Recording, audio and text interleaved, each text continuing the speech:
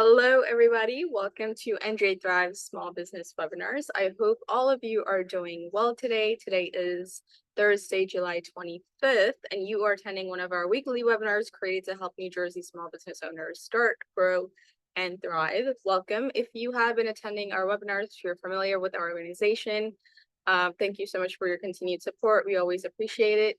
If you are attending for the very first time, and this is your first NJSBDC webinar, congratulations. Thank you for attending. We hope that you stick with us for a very long time, and we hope we can be a huge support in your journey as a small business owner, whether you're an aspiring entrepreneur or a seasoned entrepreneur. All right, so my name is Uzma. I will be your host and moderator for today. I'm a consultant here at NJSBDC. That stands for New Jersey Small Business Development Centers Network. NJSBDC, you'll encounter a lot of acronyms in this space. And we are a network and statewide program powered by the SBA, Small Business Administration, and partners to help small businesses in New Jersey with three main things. And those things are no-cost small business consulting, training and events starting at $0, exclusive small business resources. We do have 10 regional centers and one satellite office across the state of New Jersey. So if you are ever interested in learning more about our organization, besides what I've just mentioned, please go to njsbdc.com. All right, and today's webinar topic is very specific to one of our teams, our specialty teams, that's called the NJSBDC Tech Team. And this is exclusive technology commercialization team providing technical support and guidance to eligible innovators for SBIR and STTR grants, which you'll find out more on what exactly they are if you're not familiar, to fund the R&D towards commercialization of tech innovations. And same principles as our general counseling as well. No cost pitch to proposal consulting, training and events, just like this one that you're attending, exclusive small business tech resources. So as I'm going through my introduction, I'd like to welcome you to introduce yourself as well and network in the chat. So please feel free to go ahead, tell us in the chat where you're from, what you do, anything about your small business, any socials, any website, anything you'd like to share. Go ahead and do that. We'd love to hear from you.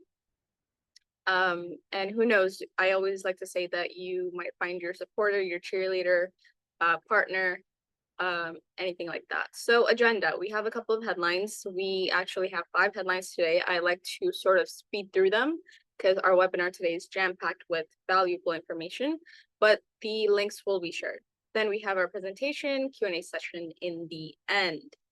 All right, so these are the small business headlines of the week. Again, the links will be shared, so I'd like to sort of speed run through them. First is an announcement from us, actually. So the tech team launches proposal writing assistance program with support from NJCSIT. We launched this very recently, officially. It has been in the works for some time, but officially just on July 10th, we made an announcement in partnership with Judith Sheff of CSIT, Commission of Science, Innovation, and Technology. And this is if you are familiar with this tech team, then you'll understand that we have been providing, of course, pitch to proposal consulting, but this writing assistance program will be limited to 10 innovators. We do already have 2 spots filled already, and we partnered up with BBC ETC, and they are a consultancy that is nationally recognized who specialize in SBIR STTR proposal development. What they'll do is that they'll do line-by-line reviews with you on your applications to federal agencies. They'll work closely with you to ensure that you meet all the requirements, along with our tech consultants team. All right, next is from NJEDA press release. And NJEDA approves NJ Innovation Evergreen Fund investment in women-led tech platform. Bullpen Capital has invested over $3 million in the Many company. All right, so this is the Innovation Evergreen Fund, NJIEF, into an emerging woman-led company. All right, let's see. $3 million, we already mentioned that. This program, launched in 2022, is a unique tool to increase access to strategic resources and venture capital in New Jersey, acts as an equity investor in early stage companies. All right, to find out more and to learn more about this program, there's a whole bunch of information. Please feel free to read more. There are applications available, so go to this link and you'll be able to apply. They are being accepted on a rolling basis as well. SBA announces new grant funding for Native American-owned small businesses trade expansion program to provide up to $240,000 in grant. And there is a deadline to submit proposals for this program, July 31st, no later than 11:59 p.m. These are the requirements. You must be for-profit or nonprofit entity, existence for at least 3 years, experience dealing with issues related to the Native American population, small businesses, and providing assistance to the entrepreneurs. Next, DOE announces $52 million for small business research and development grants published on July 18. 229 grants will primarily focus on clean energy research and development in 39 states. Pretty cool. There's more information here. And let's see, this is the website. All right. County College of Morris awarded $650,000 ATE grant from NSF College to expand data science program, established Data Science Institute. All right, would love to go over more information related to this, but I would like to stay on time. We have a lot of information. As mentioned, the links will be shared in the chat.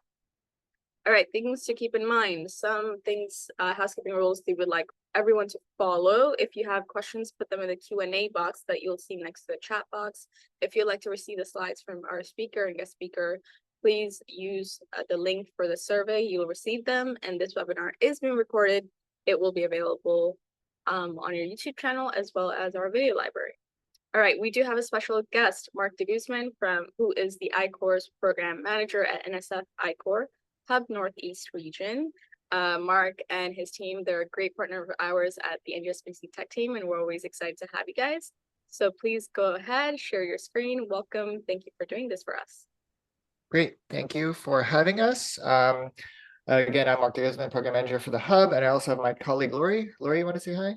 Yeah, hi, everybody. I'm Lori Dars. I'm with the Northeast Region I-Corps Hub in Rutgers, and I am a program instructor and a trainer for the Hub and work at Rutgers in Innovation and Economic Development. Welcome, everyone. Yeah.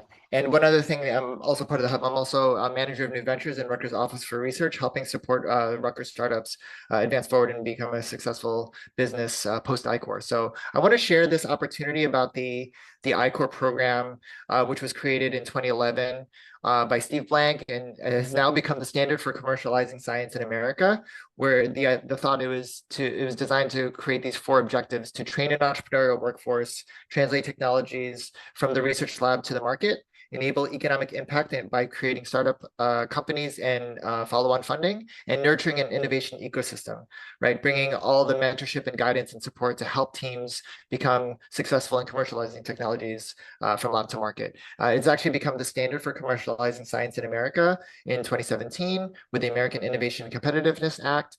And there have been over 1,300, probably more than that now, NSF teams which actually launched startup companies and over $3 billion in funding. And again, this was started by the National Science Foundation, primarily for academic teams developing research. But what we've seen is that there are a lot of innovators outside of the university who are also trying to commercialize technologies and become SBIR applicants. So in 2022, we actually formed, we're at Rutgers, but we worked with Princeton University, NJIT, University of Delaware, and 11 other institutions across this region to help bring this I-Corps programming to our region. And right now we have 11 university partners, but we're actually open to innovators anywhere within the region.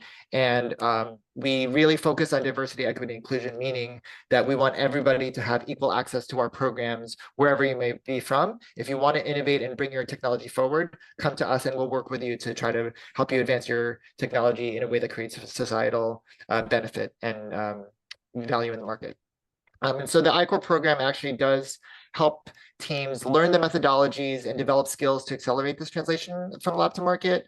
You can explore the commercial potential of an idea without having to build the whole thing and hope and pray that people will buy it. You actually get out of the building and meet with folks before you build it, so you understand what people are looking for.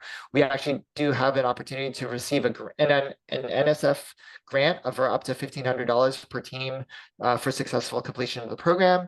You really get access to mentorship and support throughout the system, and actually you're able to accelerate forward towards becoming more competitive in your SBIR, STTR application, or if you're able, from an academic standpoint, to go to the National I-Corps program.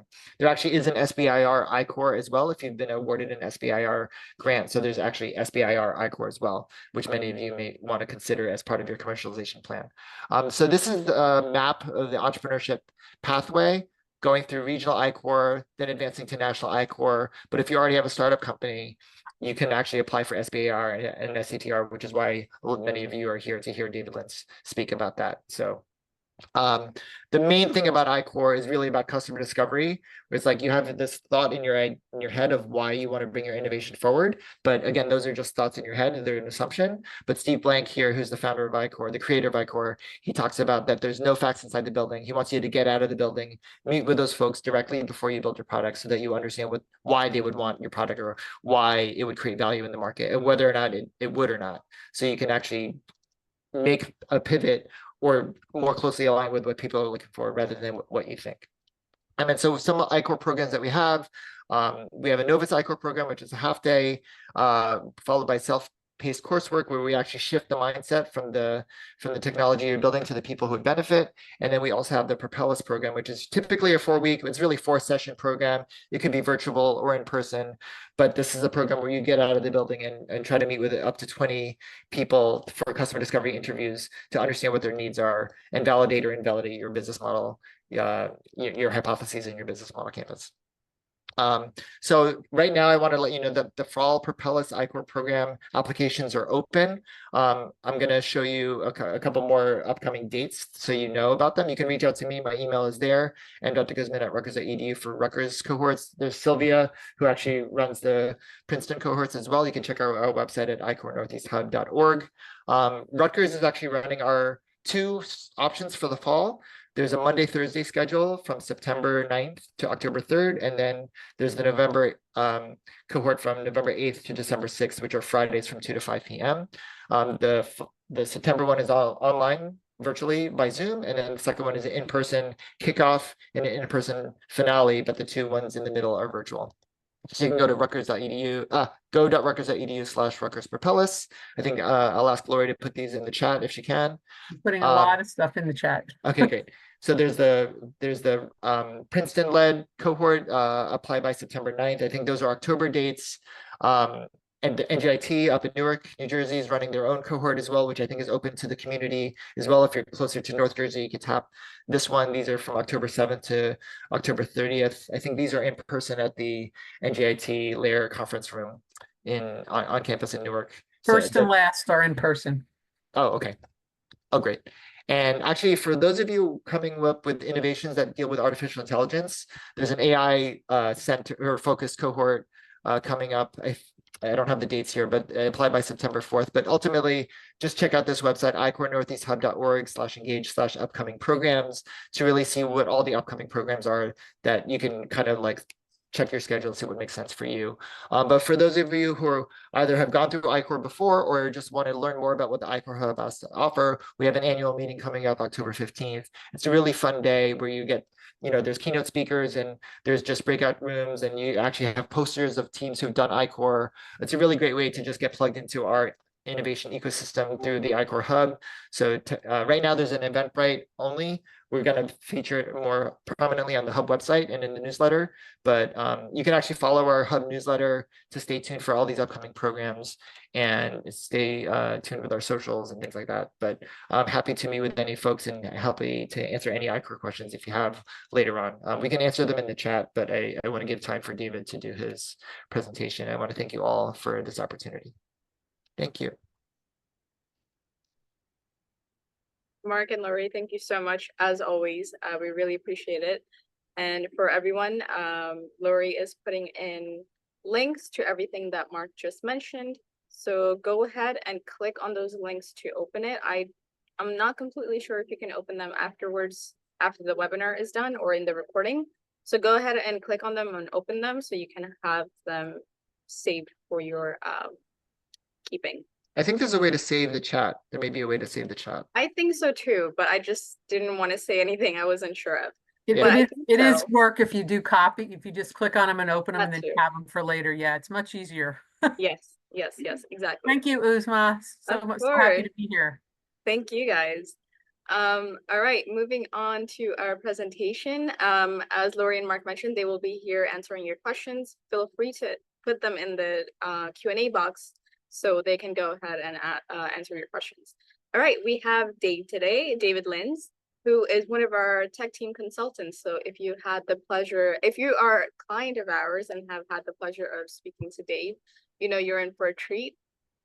All right, so welcome, Dave. Thank you so much for doing this for us. We'd like to do these introductory sessions quarterly, every quarter. So unlock the intro for us, $2 million available for the tech space, tech innovation. I will stop. You've started sharing. Perfect. Thank you. And the stage is yours. Thank you so much. Great. Thank you. Today we're going to talk about SBIR STTR.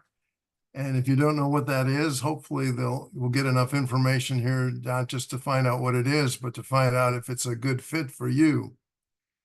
So myself, I'm an engineer, manager, research program manager. I've done a lot of different things, have many, many years experience with SBIR.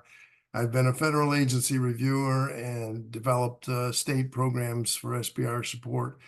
And I've also been an I-Corps mentor. And I would like to mention, if you are in the Northeast there and you have the opportunity, you have a wonderful opportunity to network with the I-Corps hub there.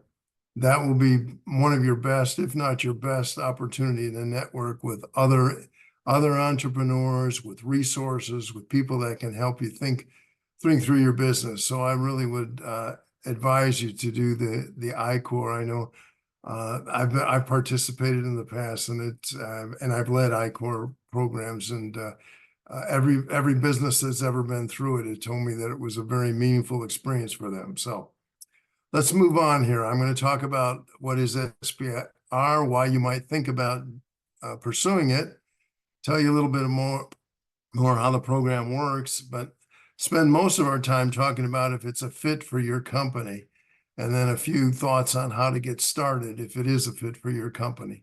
So let's get going. It's administered by the SBA, Small Business Administration, and you can find virtually anything you want about the program on this website, sbir.gov. In addition, what you'll see on the bottom there, I've noted there's tutorials. I'm not advancing the slides here, am I, for some reason? Hold on.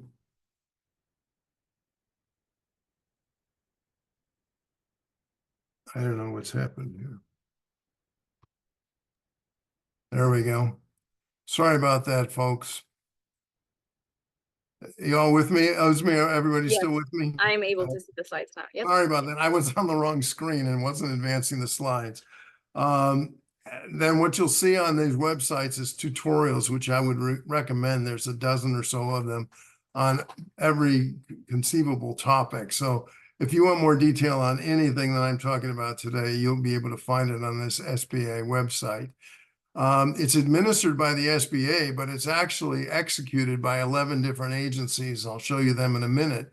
It's $4+ billion to support small business, to seed fund technology innovations, to develop new commercial products, to create economic impact. So I've underlined the key words there: small business, innovations, products, impact. So what is SBIR? Let's go through it again. Small Business Innovation Research. The name tells you what it is. It's for small business that's less than 500 employees. Many are not, if not most, are much smaller businesses than that. Oftentimes they're startup companies with 2, 3 people, less than 10 people. I think a significant portion of the agency's funding goes to companies that have 10 or fewer employees. So we are talking about small business here. Innovation. This is something that involves technical novelty and technical risk. And we can talk about that more in a minute, but they're not going to be doing, they're not going to be funding projects that are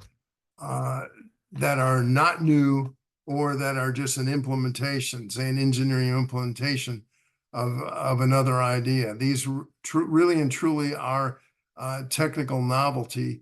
And one of the measures for that is whether there's really risk and the level of risk in it. And then we're talking about research. The money is going to be used to fill technology gaps to prove feasibility of your tech-based business idea.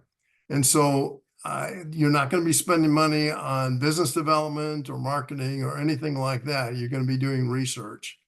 There's also a sister program called Small Business Technology Transfer Research, which involves a university and a small business. But again, the key word there is technology transfer. These programs, these projects, regardless of whether it's SBIR or STTR, need to be able to demonstrate significant commercial merit. So here's some reasons why you might think about it.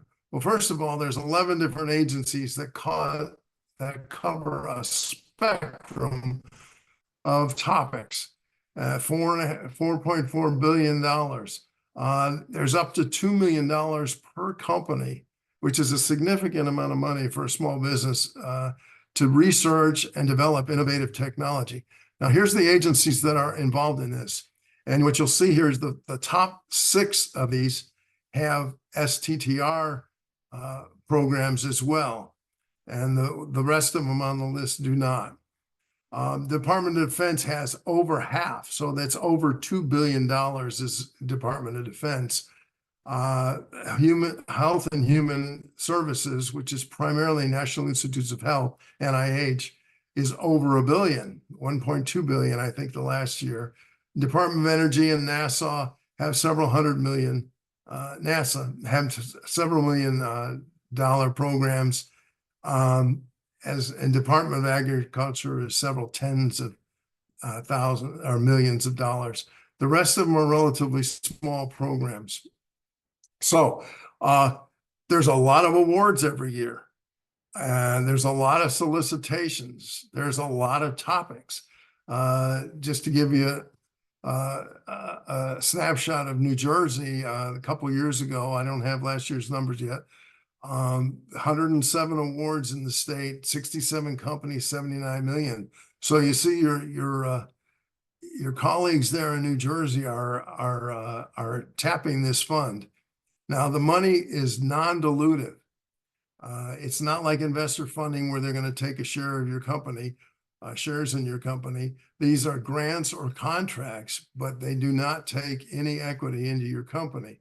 So, but I'm going to say it's not free. It's you have to work for it. I mean, it's going to take some effort to. It's a very competitive program.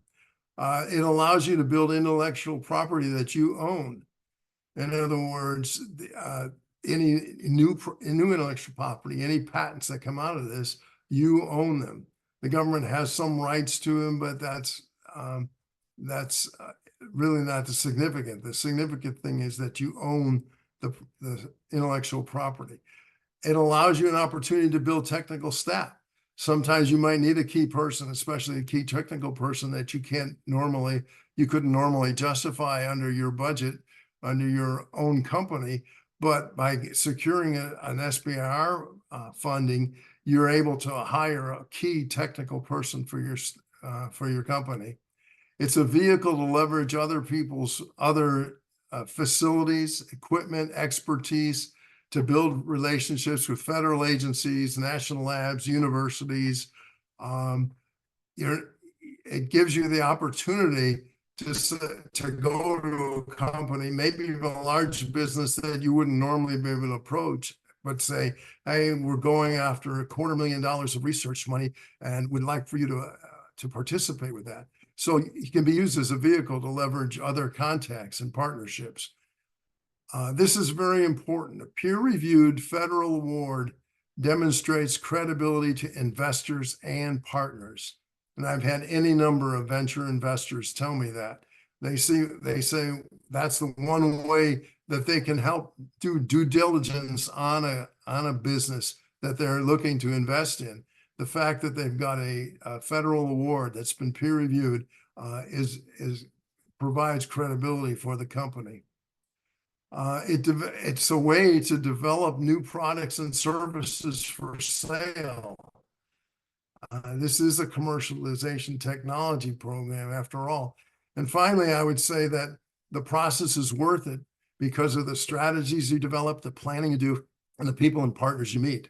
So if you do that, especially with some help like from New Jersey Small Business Development Center tech team, the process will be worth it, even if you don't get funded. But certainly working with us is going to help your chances of getting funding. So let's look at the program a little more. It's a 3-phase program. They give you a little money first and then more money later once you've proven feasibility. So the first phase really is about feasibility. There are most likely going to be some technical issues that you have to overcome in order to show that this is really going to be feasible. In other words, not just technical feasible, but feasible in a way, succeed in a way that will allow you to build a business around it. So that's phase 1. Phase 2 is more money, $1 million to $2 million, to actually take the idea then to the next stage, building prototypes, testing it, and so forth. The third phase is commercialization. And what the agency expects, there is not SBIR funding for phase 3 commercialization. The expectation when you apply for phase 1 and apply for phase 2, the expectation by the federal agency is that you will carry this on to commercialization in phase 3. Now, some of the agencies, for example, Department of Defense, have additional funding available. It's not part of the SBIR program, but for companies that have successfully completed phase 1 and phase 2, there are programs to help with phase 3 commercialization. So for phase 1, you're going to prepare a technical proposal. You're going to be able to outline a market opportunity and for it. So it's not just a technology proposal. It's also a business opportunity proposal. You're going to have to put together a project team. You're going to have enough environment. What does that mean? That means like facilities, partnerships, intellectual property, the kinds of things that will help you to succeed in the business opportunity. And then you'll have to prepare a budget. Now for phase 2, you're essentially doing the same thing, but in addition to that, you're showing how you demonstrated feasibility in phase 1 with a phase 1 report. And you're also preparing a commercialization plan showing how you intend to take this to market. And then of course, phase 3 involves sales and investment capital and so forth. It's typically not funded by the agency, but again, some of the agencies do have additional funding to take the product to the product, or take your development to the product stage. Now, is this a fit for me? So we're going to run through a little test here for you. I developed a little test to see whether this is feasible for you. We'll talk about the topic, your eligibility, your story, and your team. So let's start off with the topic. Every successful proposal starts with a great big idea. But in the case of the SBIR program, that you have to be able to demonstrate that your idea is both innovative and significant. So when I say innovative, that means it has to be technology developed. That's something new, something unique, hasn't been done before. And there's significant technical risk in it, as I mentioned before, because if not, then it's something that perhaps can be funded by conventional sources through banks or investors or whatever. This is intended to be a seed fund for highly innovative ideas. So it has to be both innovative, and when I say significant, And it has to be something that if it is successful, it will make a huge impact, whether that's an economic impact or an energy impact for the Department of Energy or a medical impact for the National Institutes of Health, whatever that might be. It has to be both innovative and significant. So some of the things you'll be looking into is whether there's a SBIR topic that's relevant for you and what agencies are there. And what are they interested in exactly, and what are the deadlines and requirements and so forth. These are all things that you'll need to sort through first to see if there's a topic that you can pursue. Next step would be to see if you're eligible for this. Now, there's some legal eligibility requirements, but then there's some practical ones. So the legal ones, you have to be a for-profit registered company. You have to register multiple registrations, electronic registrations with the agencies. And you have to be a for-profit company located and operating in the US. It has to be more than 50% owned by US citizens, permanent residents, aliens, or domestic business concerns. But it can't be just a small business owned by a large business, at least more than 50%, because then it wouldn't be eligible. And if in the case of multiple domestic venture capitalists, capital funding or hedge funds or private equity funds, some of the agencies do provide for that. So that would be it's not a common thing, but it's something on a case-by-case basis we can explore if that's appropriate for your company. Less than 500 employees, including affiliates. Now, those are the legal requirements, but there's some practical requirements that you need to know about and really need to think about. You need to have staff and facilities that are capable of preparing a scholarly document and execute peer-reviewed caliber research. And many small businesses don't have that and don't have experience in that. So the point being is that really is going to be necessary if you're going to compete in this program. So you need to be thinking about consultants or partners or some other way that you can put together a team and put together the facilities, have the facilities available, whether they're lab facilities or whatever, so that you can be competitive, or really to be even eligible for this company, for this program. Now let's talk about your story. You have to be able to tell a story that goes something like this. We discovered this very significant need, this very significant problem, and people have tried to solve it before, but it's been very difficult and they haven't solved this problem. But we had this insight, or we may have this development, we have this invention. As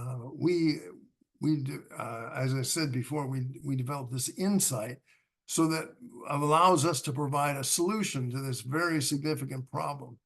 And we've got some preliminary data on this solution. We think there's really good chance of this being successful.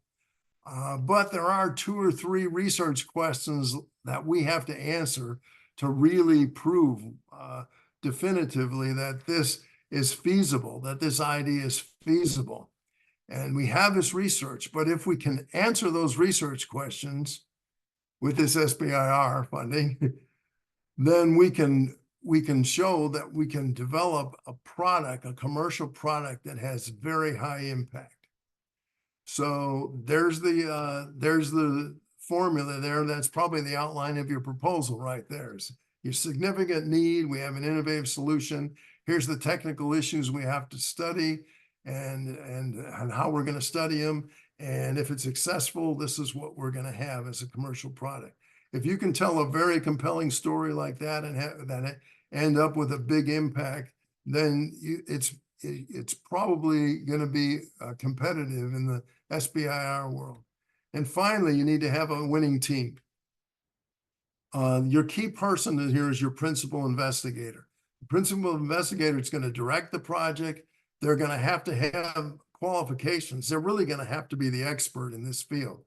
They need to be very well trained in this topic and have experience in this topic, whatever the topic might be. They have to be able to demonstrate they can run a research project and perhaps have had good experience doing that already. And they usually have to be an employee of the small business. Now, the reason I say usually is because for almost all cases, they have to be employed. Their primary employment must be with the small business. There are in some cases with some of the agencies that in an STTR, a university person, a person from the university can serve as the PI, principal investigator calls PI, can serve as a PI or co-PI. But normally the principal investigator has to be an employee of the small business more than 50% of their time. That means if you have a half-time appointment somewhere else, you're not really eligible to be a PI. It has to be less than a half-time appointment in order for you to have more than 50% of your employment with the small business.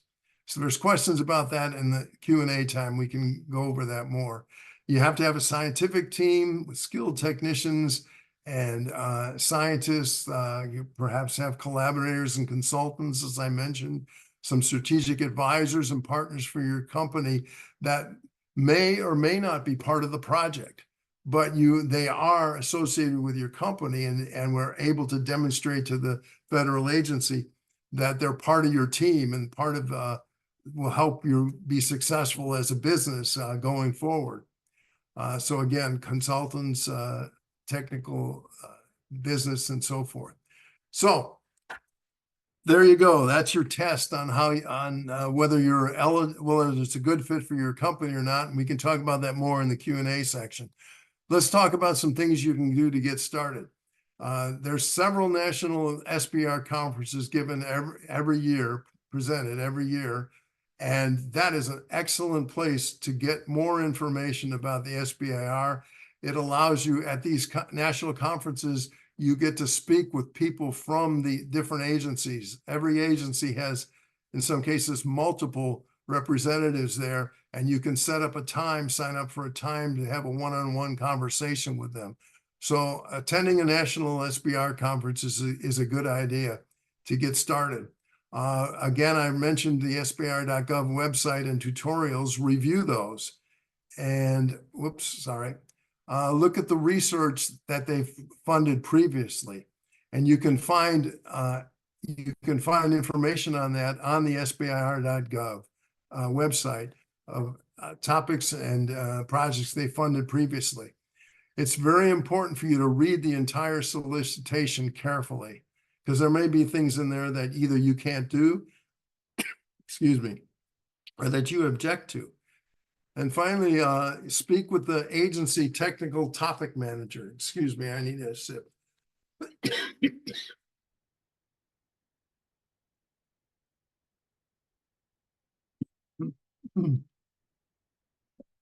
It's important to talk to the agency technical topical manager. This is the person that's going to make the final decision as to whether to fund your project or not. So if you can speak to them ahead of time, excuse me, it'll really be helpful for you preparing your proposal. Plan to spend 8 to 12 weeks to complete an application, especially if this is the first time you've ever done it before. And lastly, get help. It's pretty important to get help and guidance, and that's what we're here for. What we can do at the New Jersey Small Business Development Center, we can help you get started. We can test your fit. We can discuss your company, idea, and so forth, and see if it's a good fit. We can help you identify which of the 11 agencies and which of the multiple solicitations and topics are appropriate for you. We can help you put together a proposal strategy, that is, determine the aims or the research outcomes that would be part of your research project, to develop a compelling argument for the significance of your project and how you solve a problem that's going to have great impact. And we can help you put together a budget and a work plan to make sure you can meet the restrictions for each of agencies and each of their proposal limits and so forth. We can, once you get a draft of your proposal, we can help you review. We can give you guidance on your draft proposal and how to make it stronger. And we also conduct pre-submission reviews in which we can review your project. We imitate what the kind of review that you'll get from the agency, only we do that 2 or 3 weeks before the deadline so that you can get feedback and perhaps make changes and revisions to your program, to your proposal before you submit it.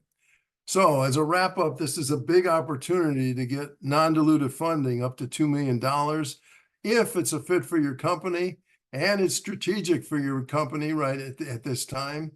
It's going to take some significant effort because it is a very competitive program.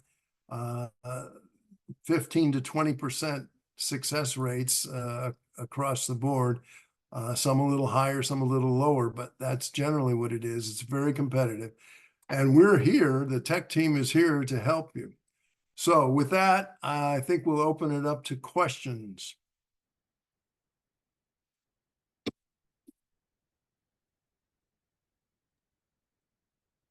Okay, so we have 2 questions in the pipeline so far, but I am going to just give everyone a minute to gather all your thoughts, put your questions in the Q&A box.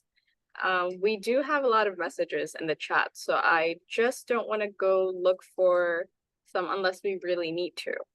So I see that Mark is, let's see, Mark is typing 1 answer. So Mark and Lori, you've done a great job helping us answer the questions for that came in for the I-Corps. So thank you for that, for sticking around and for answering the questions. We really appreciate it. Let's see. So they're coming in. I just saw one come into the chat. Please put them in the Q&A box so we can address them.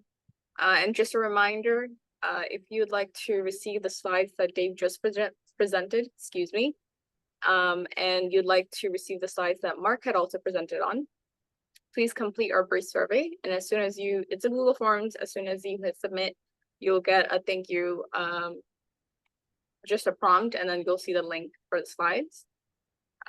Let's see, and the recording will be available on our YouTube channel as well as our video library. So I have a question from Cedric Phillip, who says, does your assistance include revision and guidance on submitting proposals to individual agency solicitations? Yes, as long as it's within the SBIR program. We don't assist companies with other kind of grant applications, but for the SBIR program or STTR program, yes, we provide assistance for those. I see someone ask about helping someone outside of New Jersey. There are assistance groups within most states equivalent to what we do in New Jersey. But what we have approval from from the SBA really to help companies outside of New Jersey if they don't have a local assistance program. So the first thing to do if you're outside of New Jersey would be to check with your local SBDCs and other support agencies within your state and find out if there is SBIR support within your state, because most states do have that. Yep. I believe last time when I think back in 2022, Dave, I think 45 plus states had the FAST grant. Yeah. So and then including us, I believe it was 49 and then after. Anyway, but that's a good point. It's not that we give preference or we pick favorites for businesses in New Jersey, but as general counseling, as far as general counseling goes, it is only exclusively available for New Jersey small business owners and residents.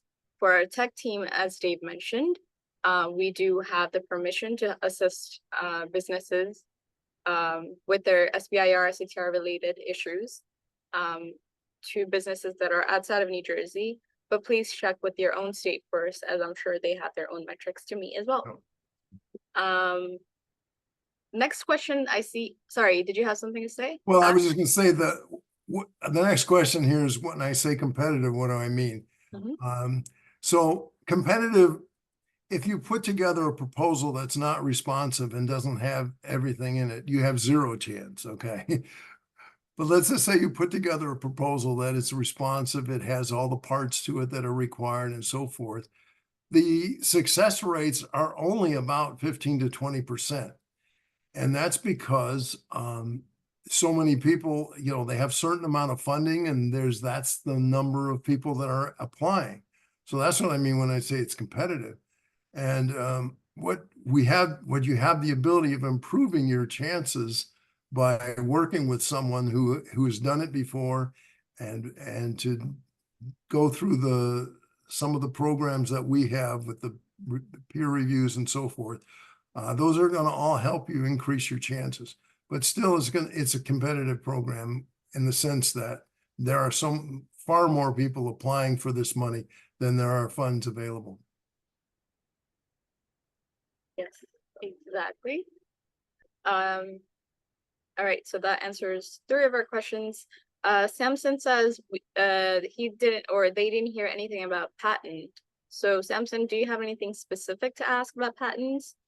I don't know if Dave wants to add something before you expand on your question. Well, I did say patents. Any new patents that come as a result of the work that you do, you have the ownership of those. I mean, you have the right to patent them. The SBIR program does not pay for the costs of doing patents. So that's one thing you need to understand. The other thing is, if in fact you have a new idea, new technology, and it's not patented yet, then you can submit it as a confidential idea. But normally I would suggest to people, if you can at least get a provisional patent in place, so you've documented your idea with the patent office, it would be advisable to do that, because you are divulging, your secret sauce, if you will, as part of these applications in order for them to be reviewed properly in terms of their merit, the technical merit. So the key thing about patents is you get to have ownership of any patents, new patents that result from the work, that even though the funding came from the government, you still own the patents. The SBIR funds cannot be used to pay for patents, and it's advisable that to me, it's not required, but you can submit things as confidential, but it's advisable by me and other people that you do have some, that if you don't have patents, at least have some kind of provisional patent in place so that you can document your idea. All right. Was there any other questions about patents? Sure. Let me just go through this. Okay, so Samson was expanding on their question. They mentioned it was based on a new innovation or idea. They currently have a prototype 3D of a recent invention. Can I move it to SBIR? Okay. You can. Yeah, I mean, the fact that you've got a patent does not disqualify it from SBIR funding. In fact, as I just mentioned, it might be advisable to have the idea covered. But the key is not whether it's patent or not. The key is where is the state of the technology. Typically, if you've got a patent approved already, then it means you've reduced it to practice. But that doesn't mean that all the technical answers, all the technical issues are addressed. That's going to make it a commercial success. So as long as there's technical issues that still need to be addressed before you can make it a commercial success, then you'd have the potential for SBIR funding for that idea. All right, I don't see any questions about patents, so we'll move on to other questions. Can a business owned by a non-citizen 100% qualify? Can a business what? Only? Owned by a non-citizen of the US. No, no. Yep. And I didn't mention this either, but all the work has to be done in the US. You can't subcontract it to labs outside of the US. You have to be a US citizen or a US permanent resident. But Correct. if you are neither of those, then that is already a non-eligible criteria check for the SBIR STTR. And we accept all the clients when we accept clients into the SBIR STTR, sorry, our tech team, we don't really have a strict criteria per se. We ask our questions, our assessments are based on the SBIR STTR eligibility criteria. So if you meet those criteria, then you are eligible for the tech team. But if you are not a citizen, if you don't own, if the work is not being done in the US, if your organization is not a for-profit organization, things like that, then you would not be eligible for SBIR CTR, therefore the tech team. And if you come through, I will be doing your initial assessment, so we could talk. All right. Can we still submit the topic which was declined previously after editing? Yes, in some cases, for some agencies. And so I think NSF is one that does not do that, but you can reapply, submit another project pitch, and try to start the process all over again. Some of the agencies like National Institutes of Health have a specific resubmission procedure, so you can resubmit a topic. Sorry about that. And the Department of Defense has very specific topics.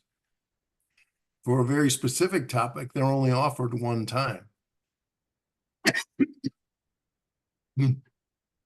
For those, you have one chance, that's it.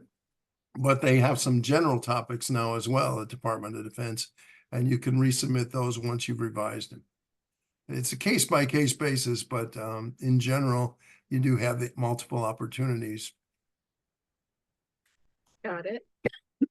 There is a question from Portia, who Lori marked as wanting to answer it live.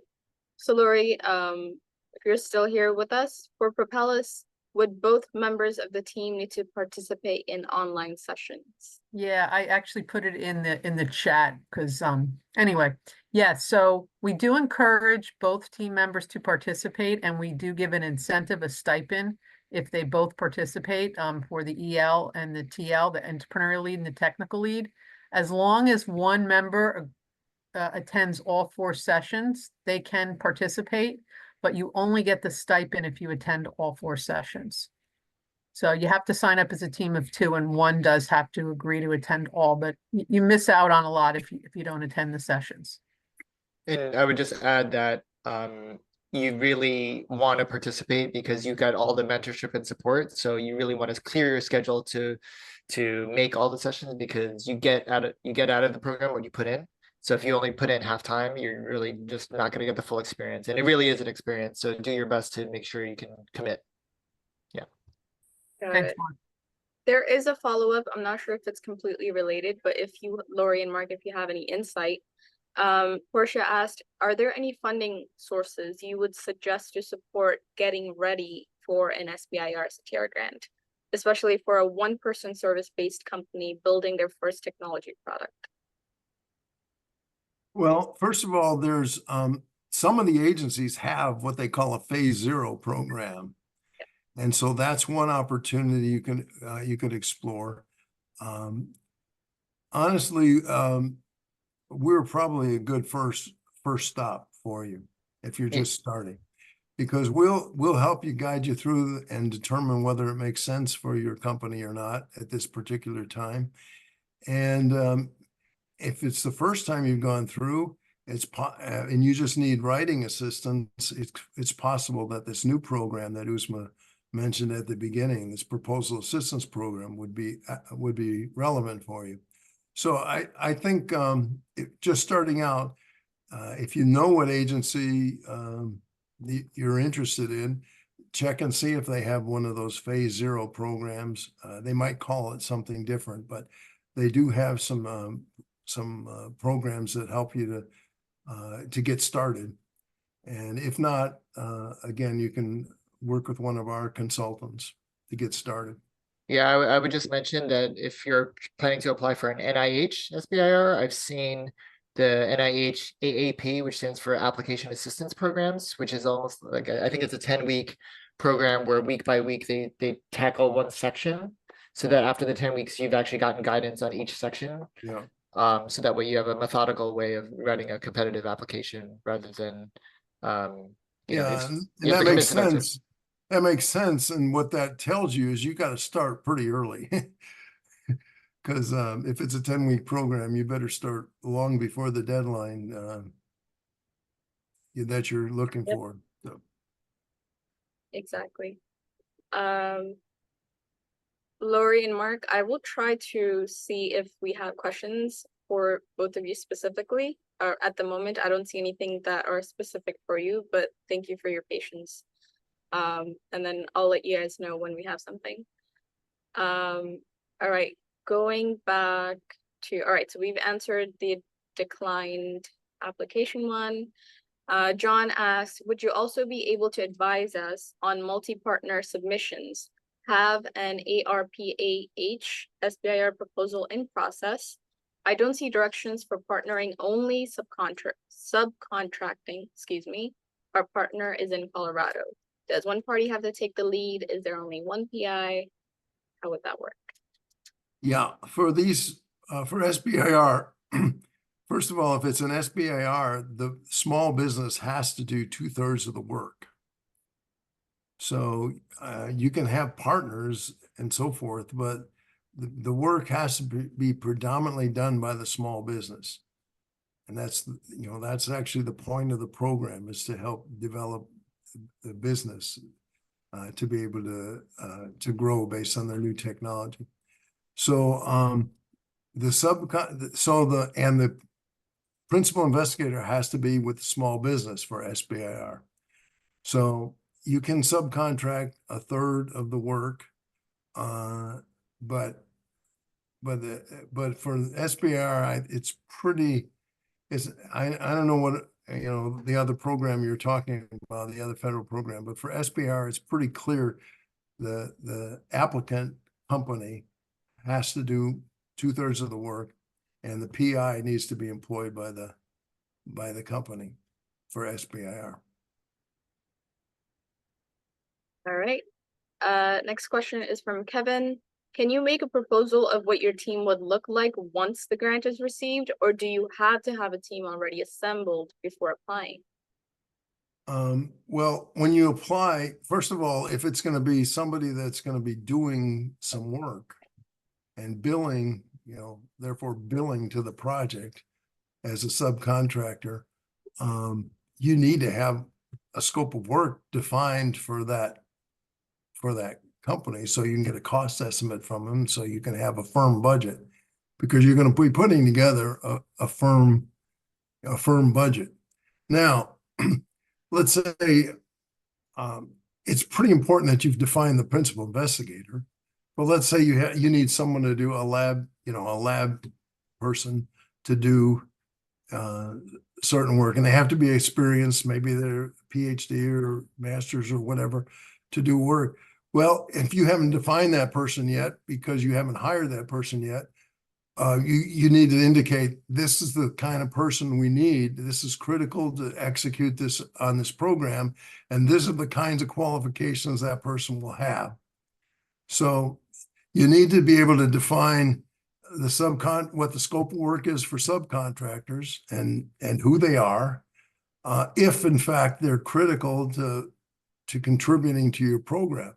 If it's a lab, if you're just going to say, well, I'm going to submit these samples through a lab, well, you don't need to name that lab. You just say, well, they have to be a qualified lab to be able to do these kind of lab analyses.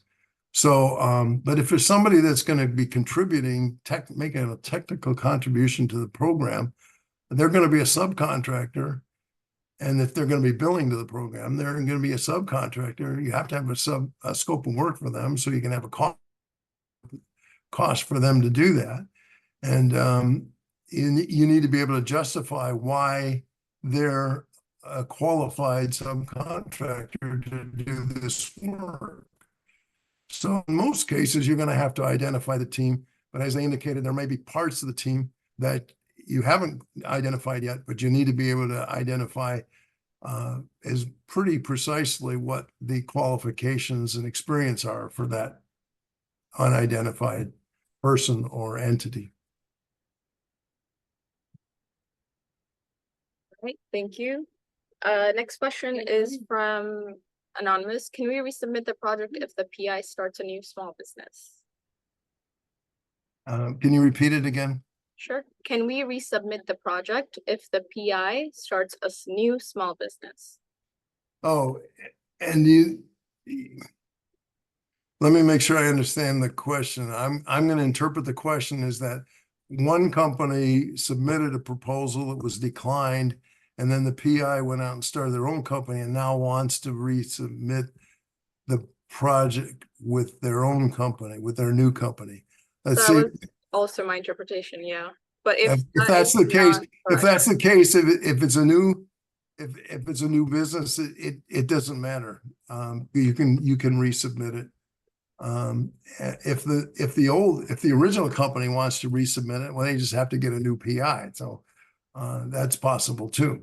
But if most of the expertise was in that PI and they start a new business, then yes, they would be able, with their new business, provided they meet all the other requirements, they could submit with the new business. all right.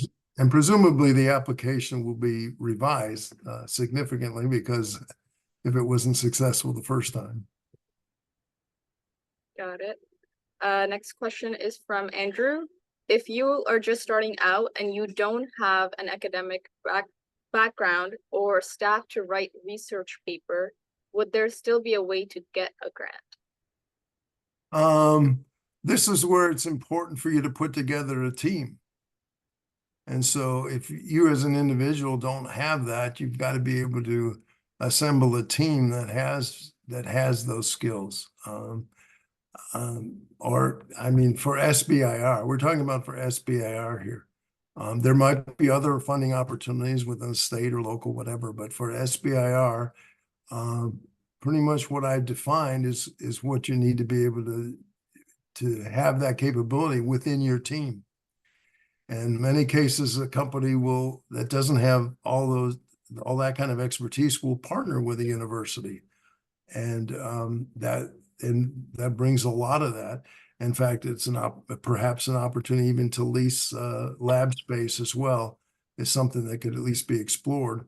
Or some of the universities have what you call incubators or tech centers that have lease or lab space you can lease and so forth.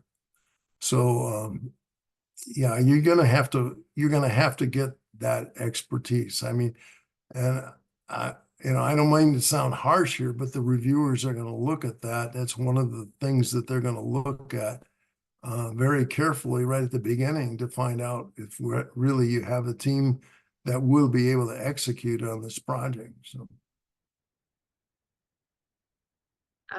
All right, thank you. We do have about 9 questions more to go. Pericles asks, in practice, is there an advantage to have a formed company before you apply? Yeah, I mean, there's certain registrations that you need to have. Now, some of the agencies will allow a little wiggle room there in applying before you have the company formed, but I would advise having the company formed, mainly because, like I said, you have to present a strong team. It has to come across to the agency like this is a real business. And so if you haven't even formed the company yet, and if I'm a reviewer and I'm saying, well, they haven't even formed the company yet, how serious are they about this? Maybe they should come back later once they've, got more things pulled together. So in most cases, even in the cases where they say you don't have to have the company formed yet, I still think it's advisable. Got it. Next question is from Muthukrishnan. Regarding eligibility, is there a requirement for the number of years in business? No. No. In fact, a good percentage for some of the agencies, especially National Science Foundation, are very new companies. I can't remember the statistic I heard now, but it was, 20-30% were less than, I think it was 5 years old or 3 years old. And brand new companies get funded. I mean, it happens all the time. So. All right. Next question is from El Quintes. Would it work for someone that has a DBA? That has what? That has a DBA, doing business as? Oh. Yeah, I think that's fine as long as you have the company registrations. You're able to do all the electronic registrations. Having the UEI number and an EIN number and so forth. As long as you have the kind of registrations for a business that are needed to register the company, then yeah, you would be eligible. Okay, just a couple more questions to go. James asks, what technology readiness level, TRL, for technology are these funds going to? If unfamiliar with TRL, lab scale, bench scale, pilot plant scale, or commercial unit scale? Yeah, it would be the very early, the 2, 3, 4 kind of numbers in the TRL scale, 2, 3, 4, maybe 5, but this would be very early. I mean, I would say it really helps if you have preliminary data of some sort that's going to add, viability or credibility to your idea. But in most cases, the ideas are a very early stage, so they haven't really been prototyped yet, haven't been tested in the field and so forth. It's way before that stage. Okay, all right, sorry, before we move on to the next question, James followed up with saying, so if we are already at TRL 4. That's possible. I mean, it's possible that it would be eligible. It would depend on what the idea is and what the agency is. Because there's a big variety or a big spectrum. There's a whole spectrum of interests and TRL levels. So I think we'd have to just talk about it on a case-by-case basis in this case. But I would say it's possible a TRL 4 it's the idea you have some data to show it's viable, but there are still technical issues that need to be addressed to get it to the point where you've demonstrated feasibility and ready to move it to product stage. I would say it's possible. All right. We have a question from Nicole in the chat. Great question. Can startups apply? Do you have a sample example of a technology grant that was approved? There are some examples on the website that for some of the agencies. I know specifically the National Institutes of Health has a dozen or so funded applications on there. So if you can't find those, you can just let us know and we can point you to that web page. But I think it's pretty easy to Google just SBIR examples or NIH SBIR examples. And you can find those pretty readily.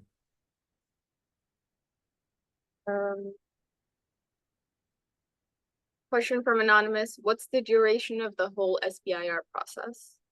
Okay, the the agencies, some of the smaller agencies only solicit once a year, and the larger agencies solicit 2, 3, sometimes even 4 times a year. So that so the cycle begins like 2 or 3 months before a deadline, whenever the solicitation says.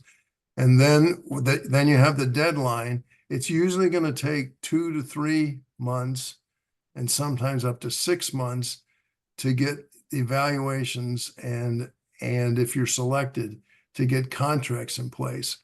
Could take a little longer, might not, most likely will not be any shorter than 3 months.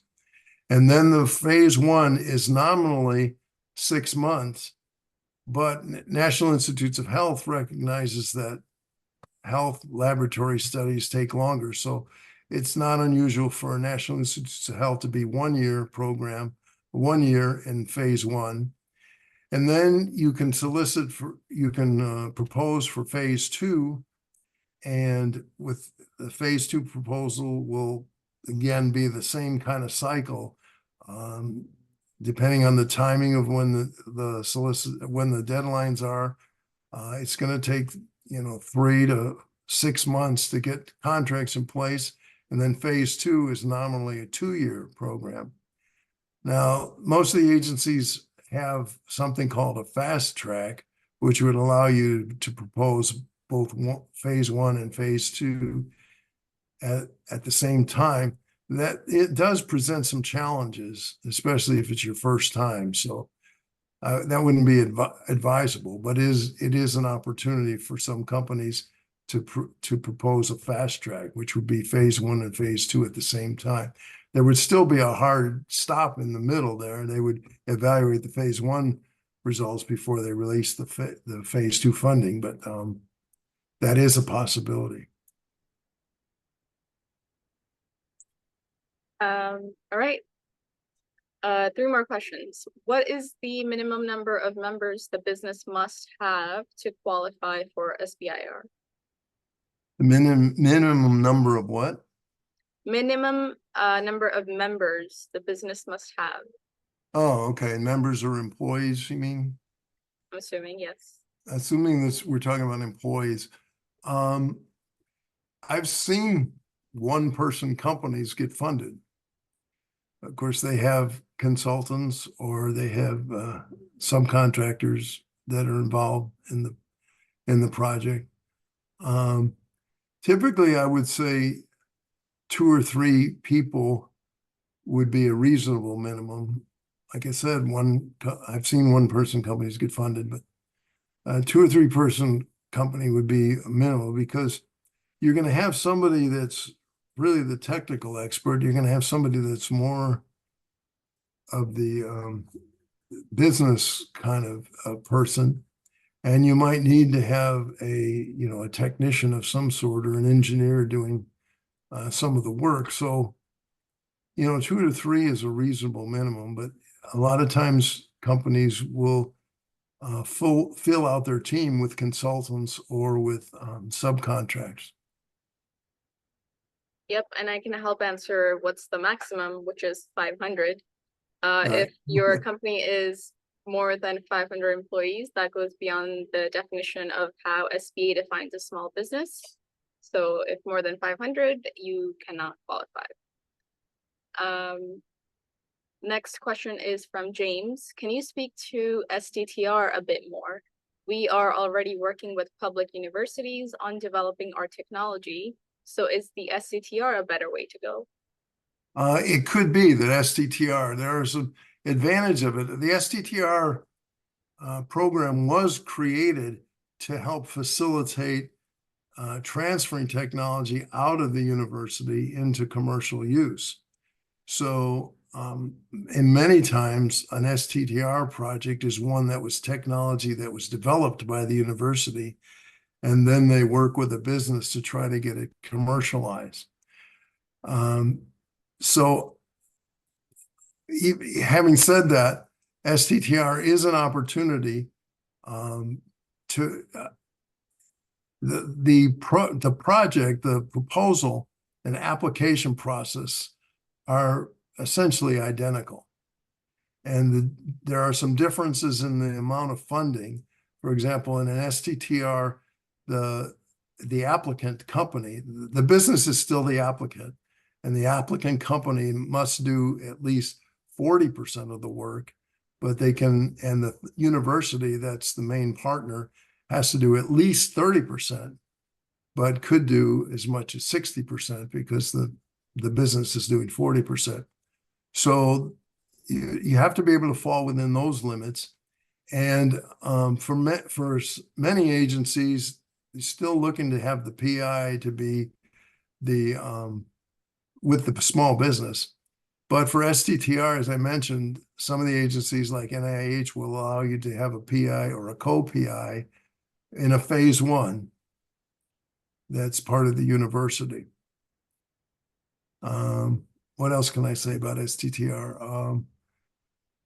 You need to, in working with a university, you need to nail down the scope of work, and you need to nail down the intellectual property issues with this, because this is the funding is coming from the agency to the small business and then going to the university from the small business. So the normal patent rights that a university has with federal funding don't really apply here. But on the other hand, universities are used to having the patent rights. And so if you're working with a university on a formal project and money's being passed, you better nail down the patent rights issue and have that well documented before you submit a proposal. Those are sort of the main things about STTR. If you want to discuss things more specifically, then I'm happy to talk with you offline on that. Yep. All you have to do is request counseling by going to njsbdc.com /tech team. And one last question from Yvonne. Can childcare homes apply for the grant? And a childcare company? Childcare homes. Homes. Well,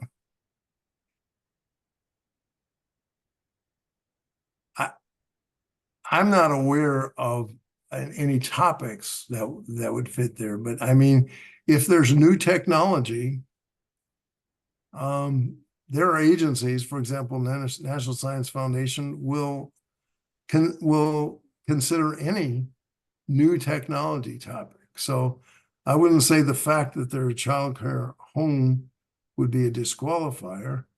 I would say that the main consideration is that is there new technology that's being developed? Does the company have the staff and facilities needed to execute, high caliber scientific research? And those are the key criteria. All right. And that concludes our Q&A session. Before we move on to my conclusion, I'd like to thank you, Dave, for always doing this with us. It's always great to have these introductory sessions. Thank you for that. And of course, Lori and Mark, if you guys are still here, we really, really appreciate you joining us. It's always really good to have partners come in and talk about and share information. So thank you both so much. We appreciate your assistance, and we look forward to always working with you guys on more exciting initiatives. Thank you so much for having us. Yeah, no problem. Our All right, pleasure. so, yep, no problem. All right, so let me just go to the final slide that we have. Thank you to our audience for sticking with us for this long. That was a lot of valuable information, so we always appreciate you taking the time out of your day. And one last thing to share, if this is relevant to you, or if it's not relevant, then go ahead and share this with your family or friends, whoever you know in your network. Feel free to repost it from our socials, upcoming webinars that we have. August, we're already into August. August 1st for Black Business Month, empowering small business owners, celebrating Black Entrepreneurs Month. So same time as always, 12 p.m. to 1:30 p.m. or 1 p.m. Thursday, August 1st, of course. We'll have Chief Operations Officer from the African American Chamber of Commerce of New Jersey, Philanda Nixon. So feel free to refer this to anyone who you might think might be interested. And with that, the NJSBDC Tech team helps innovators grow. Thank you all so much for your support. We hope to talk to a lot more new faces from this webinar. If you'd like to come in for initial assessment, not really in person, but go ahead and check out our website, NJSBDC.com for general counseling, or for any SBIR, STTR related, go to NJSBDC.com/tech team. And we hope to talk to you and explore many more opportunities. Thank you. We appreciate you joining. See you at the next webinar. Bye.